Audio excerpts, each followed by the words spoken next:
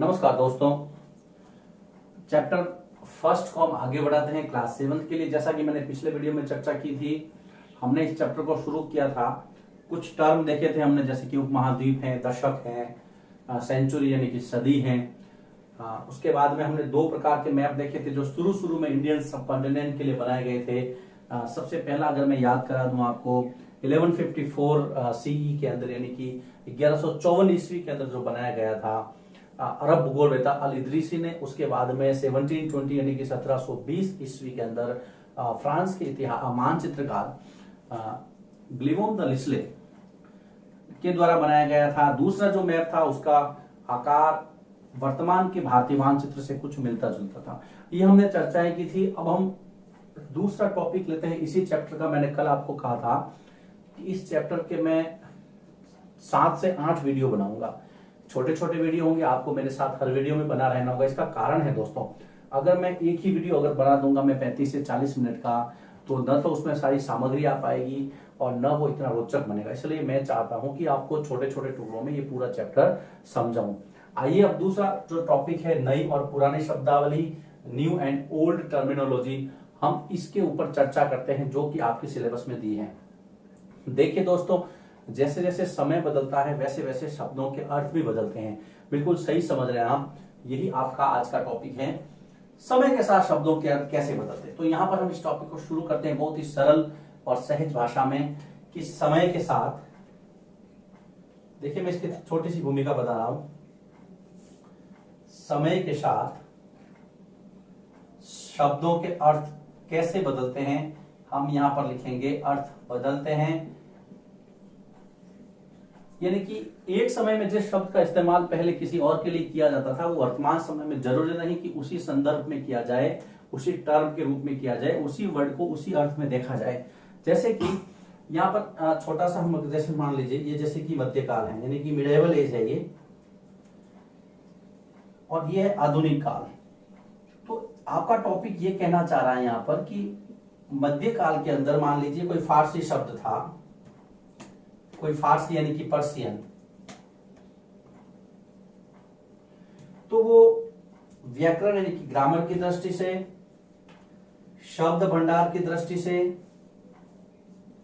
और इसके अर्थ की दृष्टि से ये अलग हो सकता है आधुनिक काल में। यानी जो इसका अर्थ मध्य काल में था वो आधुनिक काल के अंदर सेम हो, यह संभव नहीं है, वो बराबर नहीं है। यानी कि अब हम यहां पर चर्चा करेंगे कि शब्दों के अर्थ कैसे बदले, समय के साथ शब्दों के अर्थ कैसे बदले। और ये टॉपिक बहुत इंपॉर्टेंट है मित्रों। ये इसलिए ज्यादा महत्वपूर्ण है क्योंकि यहां इस टॉपिक से आपको एक्सरसाइज के क्वेश्चन मिलेंगे, उसका आंसर मिलेगा सेम एज इट इज। और जैसा कि ये शिकायत रहती है कि सर इस सिलेबस को थोड़ा सा आप मतलब इजी बनाने की कोशिश कीजिए, मैं वही आपके सामने लेकर के आऊंगा। सबसे पहला टॉपिक क्या है मित्रों? शब्द है हिंदुस्तान। आप देखिए, हिंदुस्तान का नाम लेते ही आपके सामने भारत का नक्शा आ जाता है, आपके दिमाग के अंदर इंडिया का मैप क्लिक करता है मित्रों कि हाँ, हिंदुस्तान मतलब हमारा इंडिया, हमारा भारत। लेकिन मैं यहां पर चर्चा करना चाह रहा हूं हिंदुस्तान शब्द की, कि मध्यकाल के अंदर हिंदुस्तान शब्द को किस प्रकार से लिया जाता था। देखिए दोस्तों, ये मैंने यहां पर एक मानचित्र बनाया है। तो यहां पर हिंदुस्तान शब्द का अर्थ समय के साथ कैसे बदला, समय के साथ यह यानी कि हिंदुस्तान शब्द कैसे बदला, प्रश्न ये है। यह प्रश्न आपके सामने आएगा और इसी टॉपिक पे हम चर्चा चाह रहे हैं। तो सबसे पहली बात जो इसके अंदर बताई गई है कि 13वीं सदी का जो फारसी इतिहासकार था, 13वीं सदी के फारसी इतिहासकार मिन्हास ए सिराज, नाम याद रखना मित्रों, मिन्हास ए सिराज। 13वीं शताब्दी का मतलब होता है, ये देखिए मैं यहां पर ले रहा हूं इसको, 1201 से 1300 ईस्वी। सेंचुरी मैंने आपको बताया था, मैंने आपको पहले ही जिक्र किया था कि ऐसे शब्द आपके सामने बार बार आएंगे। तो 13वीं शताब्दी के दौरान एक इतिहासकार था, एक हिस्टोरियन था, एक क्रॉनिकल था, जिसका नाम था मिन्हास ए सिराज। मिन्हास ए सिराज ने 13वीं सदी के फारसी इतिहासकार मिन्हास ए सिराज ने, देखिए दोस्तों, पंजाब सबसे पहला, हरियाणा तथा गंगा यमुना के दोआब क्षेत्र के लिए यह यानी कि हिंदुस्तान शब्द प्रयोग किया। बहुत ही सिंपल बात है, बहुत ही सरल बात है। मैंने देखिए आपके सामने मैप रखा है। मिन्हास ए सिराज हिंदुस्तान किसको मानता था मित्रों? यहां पर आपका देखिए ये पंजाब है, ये यहाँ पर हरियाणा है, ये गंगा नदी और यमुना नदी का ये जो बहाव क्षेत्र है, यानी कि यहाँ पर ये जो मैंने रेड एरिया पहले ग्रीन था उसको रेड किया है, ये है देखिए यहां पर मैं कहूंगा पंजाब, ये कहूंगा यहां पर हरियाणा, और ये है आपका दोआब।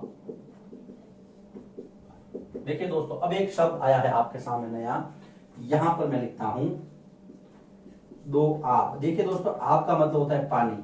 अब पानी को आप एक या दो नहीं कह सकते हैं, पानी को एक या दो नहीं कह सकते, लेकिन दोआब क्षेत्र का मतलब यहां पर है दो नदियों के बीच की भूमि। Yes, the land between two rivers. देखिए दो नदियों के बीच की भूमि है, उसको हम कहेंगे दोआब क्षेत्र। और यहां पर दोआब, दो नदियां कौन सी थी? दो नदियों के बीच की भूमि। और यहां पर दो नदियां कौन सी थी? गंगा और यमुना थी। दोआब किसका था? ये एक गंगा का था, एक यमुना का था, एक गंगा और एक यमुना। तो मिन्हास ए सिराज ने हिंदुस्तान किसको कहा? हिंदुस्तान कहा मित्रों, ये देखिए पंजाब को, हरियाणा को और गंगा यमुना का दोआब क्षेत्र, ये जो क्षेत्र था उसको मिन्हास ए सिराज ने कहा कि साहब ये है आपका हिंदुस्तान। अब हम आगे बढ़ते हैं, ये तो हो गया 13वीं शताब्दी की बात। अब हम आगे चलते हैं 14वीं शताब्दी में। दूसरा, देखिए ये पहला पॉइंट था, ये मैं दूसरा लिख रहा हूं।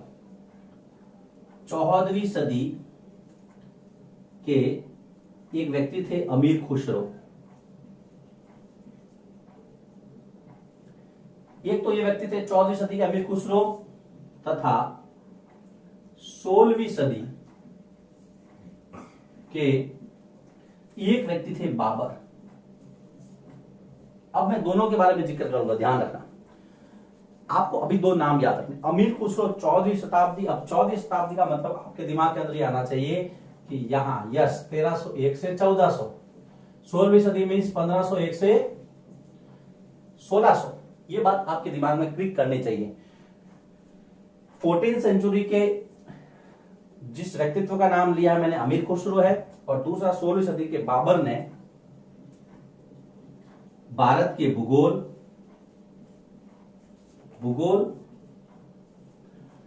मीन्स यहां की जो ज्योग्राफिकल कंडीशन थी, ज्योग्राफी,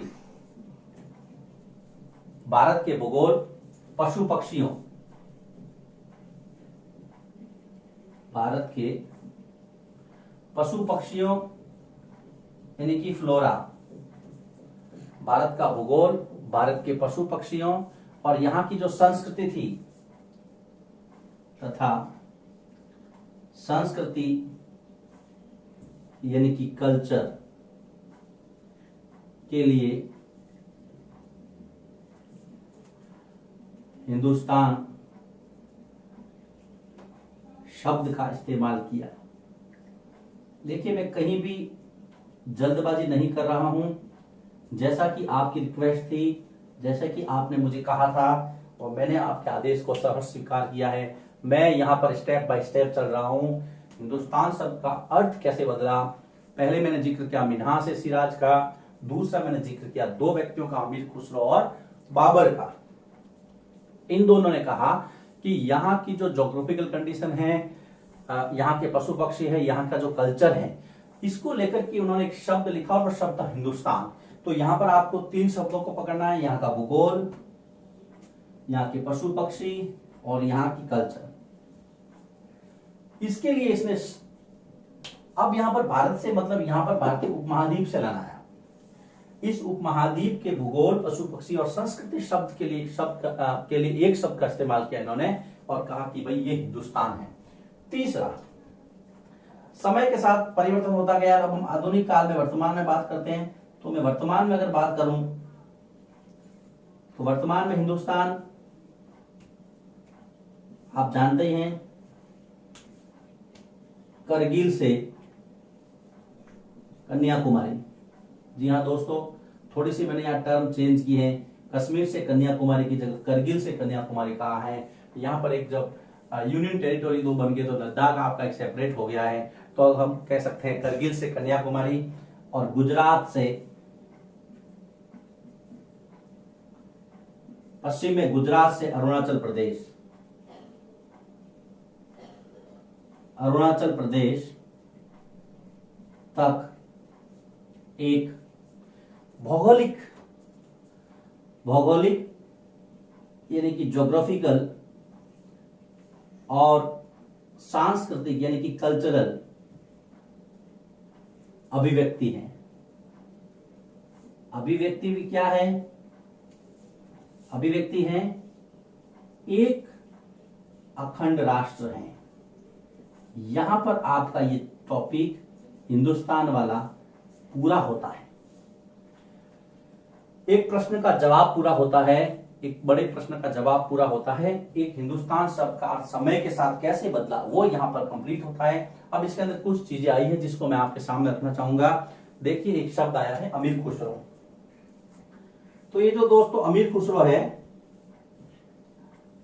इस अमीर खुसरो को तूतीय हिंद कहा जाता है। तूतीय हिंद का मतलब होता है भारत का तोता। इन्होंने सितार और तबले का आविष्कार किया था। तीन चीजें इनके बारे में याद रखें। सितार और तबले के आविष्कारक अमीर खुसरो, और इनको क्या कहा जाता है? तूतीय हिंद कहा जाता है। और दूसरा जो एक और शब्द आया इसके अंदर, बाबर। तो भारत में बाबर को मुगल साम्राज्य के संस्थापक के रूप में जाना जाता है। भारत में मुगल वंश के संस्थापक बाबर, भारत में मुगल वंश के जो संस्थापक थे, जो फाउंडर थे, जिन्होंने यहां पर मुगल डायनेस्टी को स्टेबलाइज किया था, स्थापित किया था इंडिया के अंदर, वो थे बाबर। तो यहां पर हमने दोनों लोगों के बारे में चर्चा की है, अमीर खुसरो और बाबर।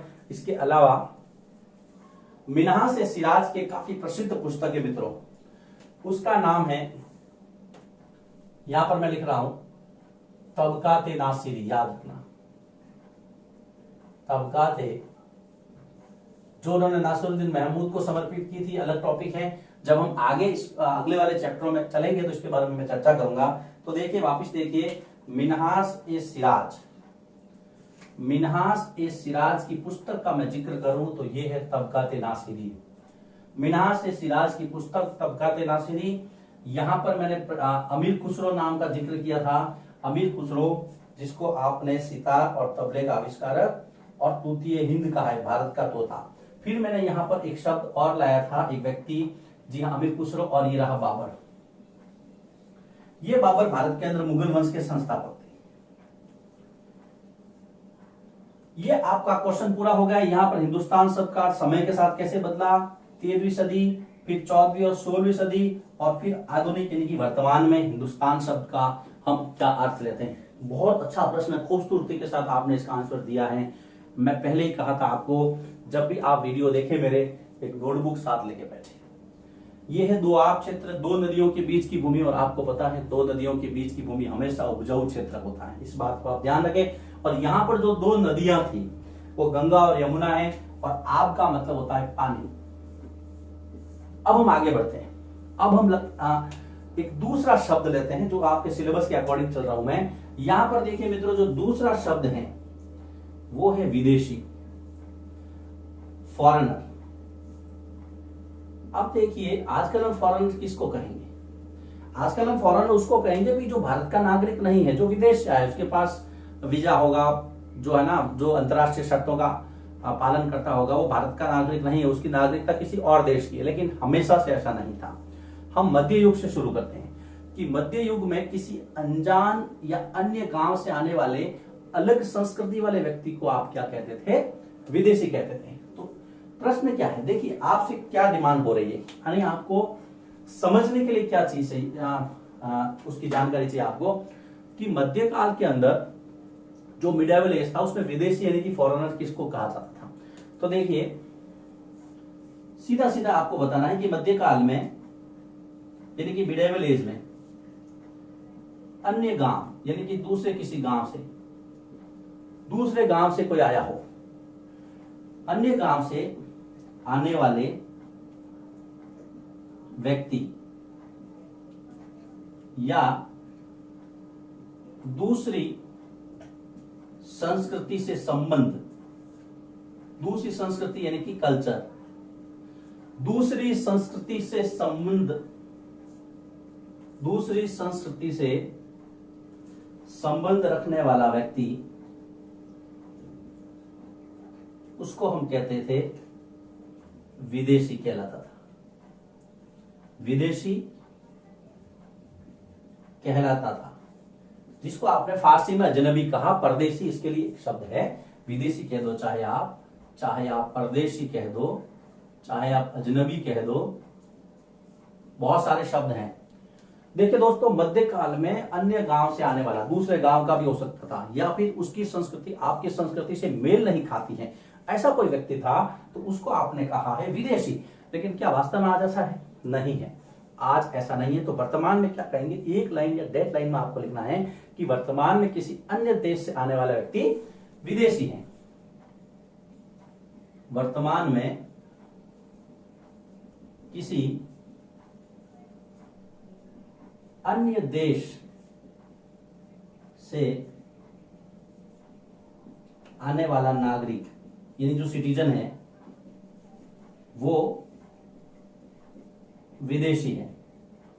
थोड़ी सी हैंडराइटिंग मेरी लास्ट में जाते जाते डिसमिस हो जाती है, इतना अच्छा नहीं लिख पा रहा हूं, लेकिन फिर भी मेरे हिसाब से समझने के लिए काफी है। ये आपका दूसरा प्रश्न था। अब देखिए अभ्यास के प्रश्न यानी एक्सरसाइज के जो क्वेश्चन है जो छोटी क्लासेस में बहुत मायने रखते हैं, उसके अंदर एक तो क्वेश्चन नंबर 1, अतीत में विदेशी किसे माना जाता था, ये इसका आंसर है।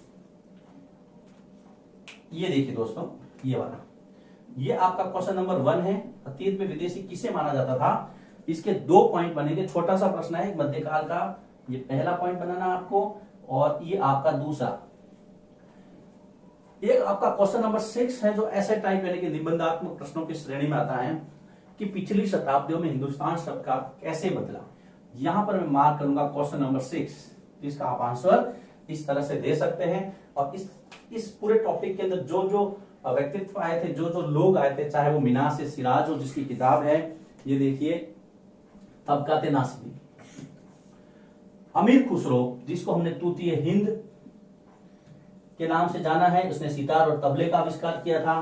फिर आया है बाबर, भारत में मुगल काल का संस्थापक था, मुगल वंश का संस्थापक था। तो दोस्तों ये जो दूसरा टॉपिक था आपका नई और पुरानी शब्दावली, इसको हम यहां पर विराम देते हैं। अब हम अगले टॉपिक में एक नए वीडियो के साथ इस चैप्टर को आगे बढ़ाएंगे।